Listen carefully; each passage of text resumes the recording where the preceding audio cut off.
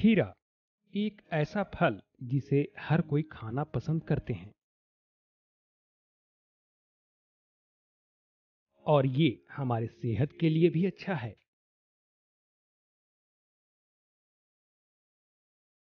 कहते हैं कि खीरा सेहत के लिए हीरा है क्योंकि इसमें बहुत सारे पोषक तत्व पाए जाते हैं और इसकी खपत हमारे बिहार में बहुत ज्यादा है। इसका बाजार भाव भी हमेशा बना रहता है।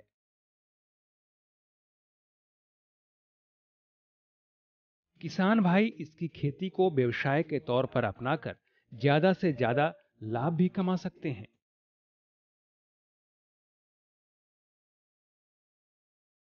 लेकिन आम तौर पर खीरे का अपना मौसम होता है। लेकिन सोचिए कि अगर आप बिना मौसम के बढ़िया गुणवत्ता के खीरे बाजार में उतारें तो कितना फायदा हो सकता है।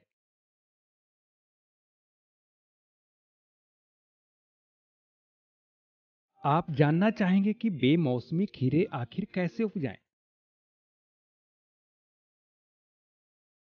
चलिए एक ऐसे ही पॉली हाउस में आपको हम लिए चलते हैं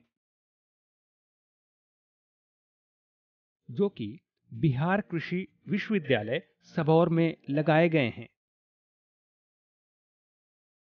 आपको विशेष जानकारी दे रहे हैं डॉक्टर रणधीर कुमार। यहाँ हम लोग एक नई शुरुआत, नई पहल किए हैं। माननीय कुलपति महोदय की इच्छा अनुसार हम लोगों ने यहाँ एक प्रयास किया है जो बिहार में किस तरह से हम सब्जी एवं फूलों की संरक्षित खेती कर सकते हैं।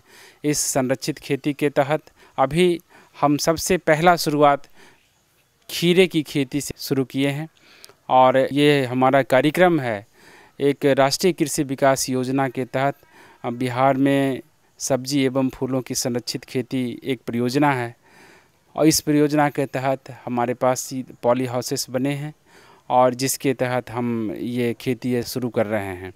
इसमें हमने 2 किस्मों का चयन किया है।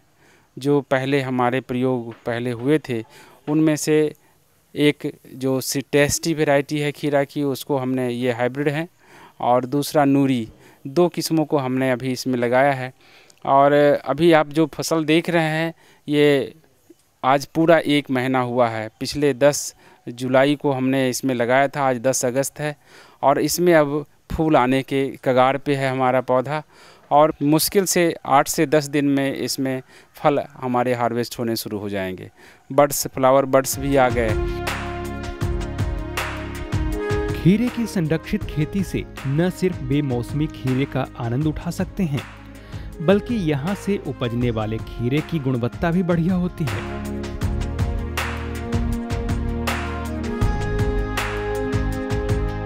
क्योंकि पॉली हाउस में कीट लगने की कोई संभावना नहीं होती है। यानी कहा जाए तो हम खीरे के लिए जरूरत के मुताबिक अनुकूल माहौल देते हैं जिससे खीरे की गुणवत्ता बढ़िया होती है। तो इसमें सबसे बड़ी ज़रूरत है कि आपको समझना होगा कि पॉली हाउस में ही हम क्यों करें खीरा की खेती। बाहर में भी कर सकते हैं, बाहर में भी बहुत सारे किसान भाई अलान दे करके, झालर लगा करके, रस्सी पे हैंगिंग करके पौधा लगाते हैं, खीरा लगाते हैं।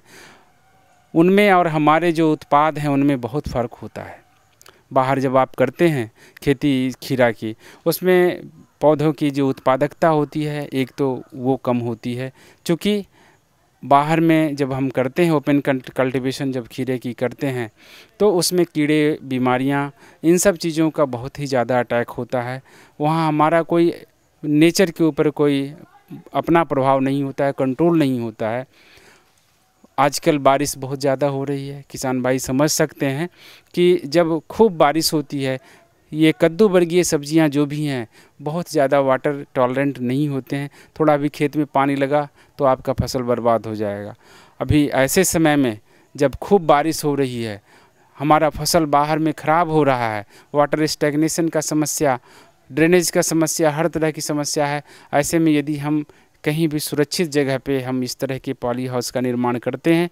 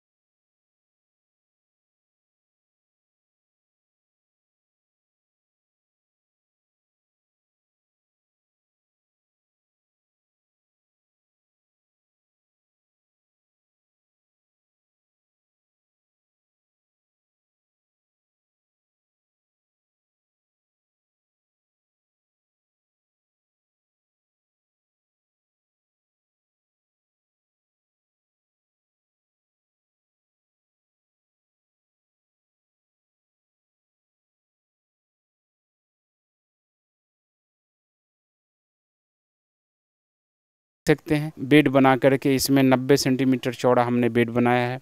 पौधे से पौधे की दूरी 60 सेंटीमीटर रखा है। अल्टरनेट प्लांटिंग, रो प्लांटिंग किया गया है इसमें। और इसमें सबसे बड़ी खासियत ये है कि चूँकि ये चारों तरफ से पैक है, इसमें जो हवा आने के लिए 4 साइड वेंटिलेशन इसमें दिया गया है। और इसमें 50% स्क्रीन नेट लगा है, जो किसी भी जो हमारे माइनर से माइनर इंसेक्ट हैं सबको स्क्रीन आउट कर देता है, बाहर अंदर नहीं आने देता है। इवन कि थ्रिप्स, वाइट फ्लाई, जैसिड्स आदि कीड़ों को भी ये आने से अंदर रोक देता है। अंदर में जब हम बेड तैयार करते हैं, बेड तैयार करने में ही हम बहुत सारी सावधानियां बरतते हैं। जैसे आप समझे, शुरुआत करें आप सॉइल हेल्थ मैनेजमेंट के लिए, तो इसमें सबसे पहले जब बेड बनाने के बाद हम इसका फ्यूमिगेशन करते हैं, ताकि इसमें जो भी माइक्रोब्स हैं, जो भी अनडिजायरेबल माइक्रोब्स हैं जो हमारे फसल को बाद में नुकसान करते हैं, खास करके फफूंद, उनको हम पहले समाप्त करते हैं थ्रू फ्यूमिगेशन। फ्यूमिगेशन मतलब होता है धूम्रीकरण। इसमें करते क्या हैं, प्रत्येक 1 वर्ग मीटर के हिसाब से 400 ml फॉर्मल्डिहाइड लेते हैं। इसका पूरे से स्प्रे करके और पॉलीथीन से हम ढक देते हैं। 3 से 4 दिन ढक करके रखते हैं और उसके बाद ढकने के बाद हम 4 दिन जब हो जाता है तो अंदर सॉइल जो है पूरा धूम्रीकरण हो जाता है। उसके बाद धीरे धीरे उसको हम खोल करके हटा देते हैं, सारा वेंटिलेशन खोल देते हैं। इससे जो फॉर्मल्डिहाइड का गैस है वो बाहर एमिट हो जाता है। ये जो हुआ सॉइल स्टरलाइजेशन का काम हुआ। इसके बाद हमने इसमें नीम की खली, वर्मी कंपोस्ट और फर्टिलाइज़र्स वगैरह दे करके हम इसमें सारा व्यवस्था किए हैं। इसमें सारा बेड बना दिया। और चूँकि कुकुरबिट्स है, इसका रूट जो है बहुत डीप नहीं जाता है। इसमें जो है हमारा बेड में हम पिट बना करके भी हम इसमें सोइंग कर सकते हैं, या फिर आप पूरे बेड को फर्टिलाइजेशन कर सकते हैं, पूरा बेड में आप दे करके और इसमें सोइंग कर सकते हैं। पॉली हाउस में खीरे की खेती अगर आप करते हैं तो इसमें पानी डालने के लिए ड्रिप सिस्टम लगाया जाता है, यानी कि टपक विधि से यहाँ पर सिंचाई की जाती है।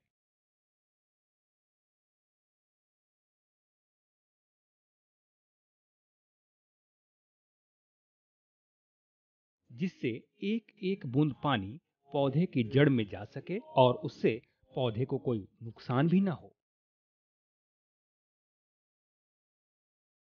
टपक विधि में पौधे की दूरी के अनुसार, यानी प्रत्येक 60 सेंटीमीटर की दूरी पर छिद्र होता है, जिसके जरिए पौधे की जड़ में पानी टपकता रहता है।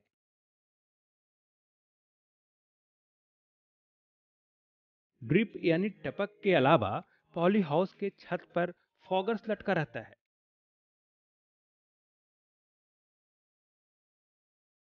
जिसे फवारा विधि भी कहते हैं।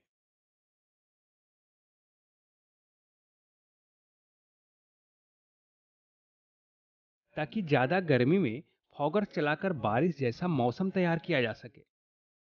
इन्हीं 2 तकनीकों से पौधों की सिंचाई की जाती है।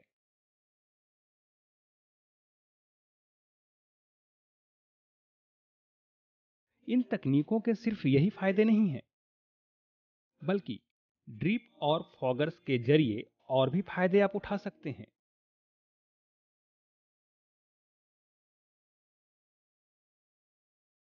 जैसे पानी में घुलने वाली कोई दवा जड़ में देना हो तो इसके लिए बस आप ड्रिप में डाल दें।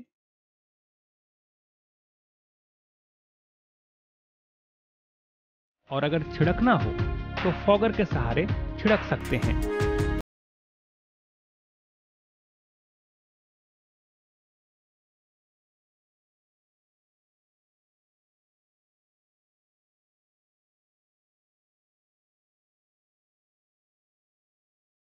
ज्यादा से ज्यादा उत्पादकता बढ़ती है। हमारा इसमें ड्रिप का सिस्टम लगा हुआ है, जो टपक सिंचाई विधि से इसकी सिंचाई, हमारा एक एक बूंद पानी जो है पौधे की जड़ में जाता है। इकोनॉमिकल वाटर कंजम्पशन के लिए ये बहुत ही अच्छा सिस्टम है। दूसरा, जब इसमें हमारा तापमान बढ़ जाता है, यदि बारिश नहीं हो रहा है, टेम्परेचर बहुत हाई हो गया, तो ऐसे कंडीशन में हमारे ये फॉगर्स लगे हुए हैं। जैसे ही आप बटन दाबेंगे तुरंत इसमें फॉगर चलना शुरू हो जाता है। इसमें बिल्कुल बारिश का जैसा मौसम धुएं की तरह कुहासा बन जाता है, फॉगिंग हो जाता है। तो इसके सहारे जो है हम इसमें इनका सुरक्षा करते हैं, वाटर सप्लाई करते हैं। हमारे इस सिस्टम के साथ पॉली हाउस के साथ फर्टिगेशन यूनिट लगा हुआ है। हम इसमें फर्टिगेशन, केमिगेशन आदि सारी सुविधाएं इसमें हमने रखा है। वेंचुरी सिस्टम लगा हुआ है। आप एक टब में, आप पानी में आप फर्टिलाइज़र दे सकते हैं, जो भी वाटर सोल्युबल फर्टिलाइज़र्स हैं, जिसको हमें जड़ में डालना है, ड्रेंचिंग करना है या कोई दवा ड्रेंच करनी है, तो उसके लिए हम उसमें डाल करके ड्रिप में चला देते हैं। हमारे जड़ के पास में जा कर के फर्टिलाइज़र जो है उसको मिल जाता है। यदि हमें स्प्रे करना है तो स्प्रेयर का इस्तेमाल तो करते ही हैं।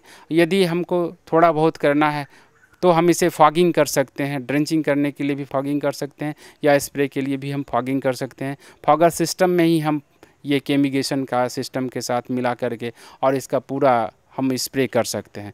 तो इस तरह से हम कई तरफ से हम प्रोटेक्शन लेकर के चलते हैं। इसी वजह से इसको प्रोटेक्टेड कल्टीवेशन कहते हैं, इसको सुरक्षित खेती कहते हैं, क्योंकि हर तरफ से हर मोर्चे पे हमारा किसान भाई इस सिस्टम में बिल्कुल सफल हो जाता है। आप देख सकते हैं ये फसल मात्र 1 महीने का है और हमारा फूल आने के कगार पे है। सारे बर्ड सब दिखाई देने लगे हैं।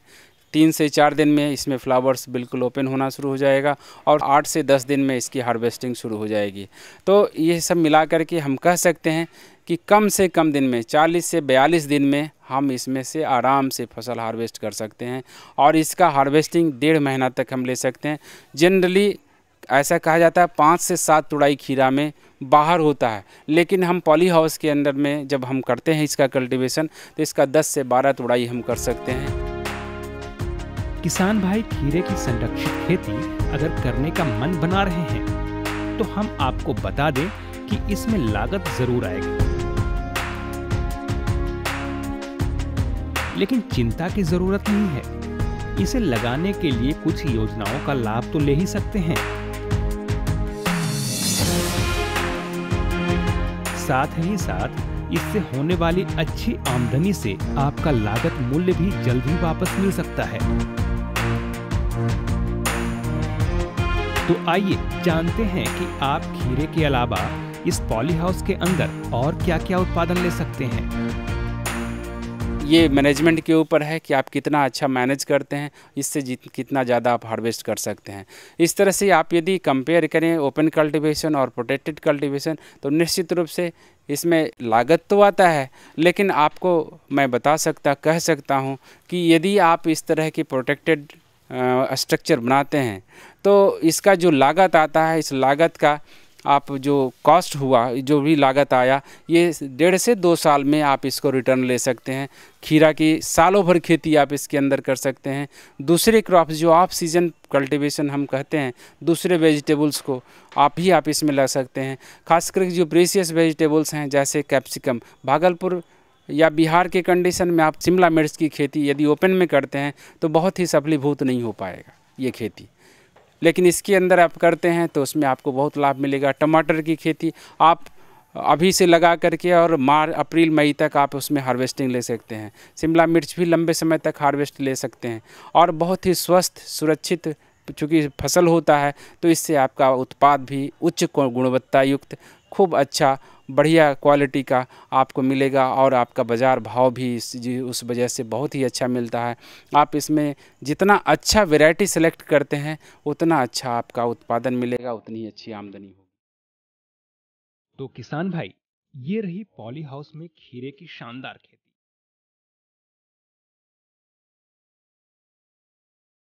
आइए आपको हम एक झलक दिखलाते हैं कि कैसे लगाए जाने के मात्र 45 दिनों के भीतर ही चमत्कारिक रूप से खीरे फलने लगते हैं।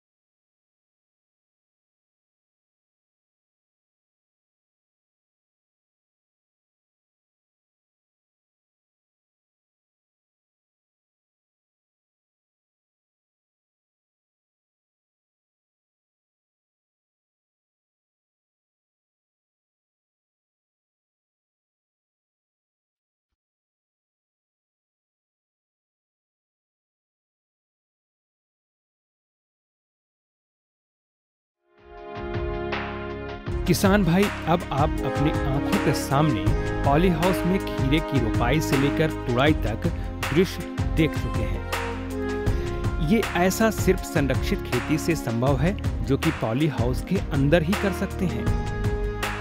पॉली हाउस के अंदर और भी काफी सारे उत्पाद संरक्षित खेती के तहत ले सकते हैं। इसकी जानकारी भी आपको दी जाएगी, लेकिन अगले भाग में।